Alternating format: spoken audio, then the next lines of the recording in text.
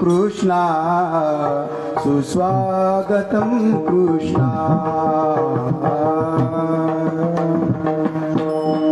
आणि अशा त्या वेळेला श्रीकृष्ण भगवंताचा त्या ठिकाणी अवतार झाला आणि मग त्या वेळेला श्रीकृष्ण भगवंत मोठे आहेत। त्या वेळेला श्रीकृष्ण भगवंताला त्या देवकी मातेने सांगितलं की बाबा रे, तुम्ही एवढे मोठे जन्म होऊन आला, माझ्या समोर आले, लोकांना समजले तरी पाहिजे किंवा की हा माझा मुलगा आहे।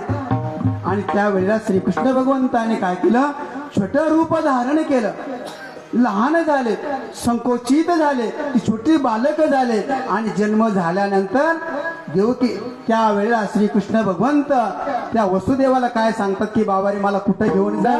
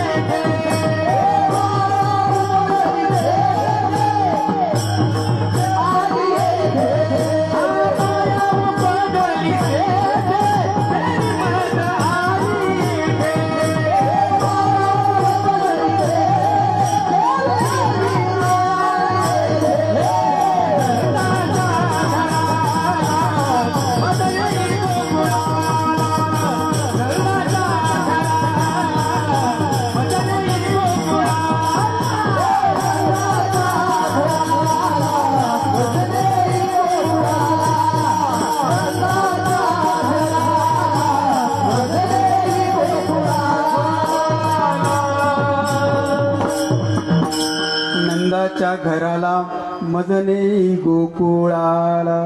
आणि मग वसुदेव त्या ठिकाणी त्या श्रीकृष्ण भगवंताला त्यांचं प्रागट्य झाल्यानंतर एका टोपलीमध्ये घेतलं आणि त्या गोकुळामध्ये घेऊन जाणार। ज्या पद्धतीनं परमेश्वर अवतार धारण करत असताना आपल्या ज्या वेळेला श्रीकृष्ण भगवंताचा जन्म झाला त्यावेळेला ते बालक रडलं नाही। आपण जन्माला आल्यानंतर आपण रडतो, प्रत्येक जण रडतो, पण जो बंधनातून मुक्त करणारा परमेश्वर आहे ना, तो बंधनामध्ये ठेवणारा नाही, तो आपल्याला मुक्त करणारा जो परमेश्वर आहे श्रीकृष्ण भगवंत, त्यांनी या भूतलावरती त्या कारागृहामध्ये बंदिस्त असलेल्या त्या ठिकाणी जन्म घेतला। आणि मग त्यांच्या पायामध्ये बेड्या बांधलेल्या आहेत, हातामध्ये साखळे दंड आहेत। आणि मग आता जावं कसं, गोकुळामध्ये जायचं कसं, त्यावेळेला देवकी माता चिंताग्रस्त झाली, वसुदेव चिंताग्रस्त झाले की बाबा रे, आता आपण त्या यमुनामध्ये, त्या गोकुळामध्ये यमुना नदी पार करून समोर जायचं, जावं कसं।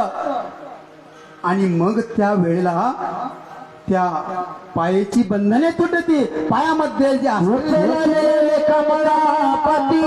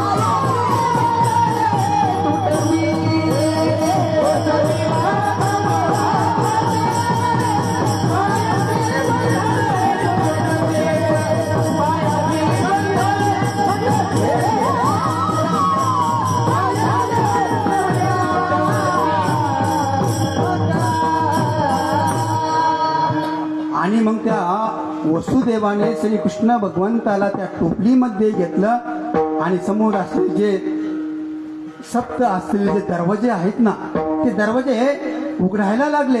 एक दरवाजा उघडला, दुसरा दरवाजा उघडला, तिसरा दरवाजा उघडला, चौथा दरवाजा उघडला. आणि मग त्यावेळेला कंस त्या वसुदेव त्या श्रीकृष्ण भगवंताला त्या गोकुळामध्ये घेऊन जात असताना रस्त्यामध्ये निघाले आणि एक वेगळा दरवाजा उघडायला लागला. फुल गए साले ताले क्या बात हो गई, फुल गए साले ताले क्या बात हो गई, जब से जन्मे कन्हैया करामात हो गई, जब से जन्मे कन्हैया करामात हो गई.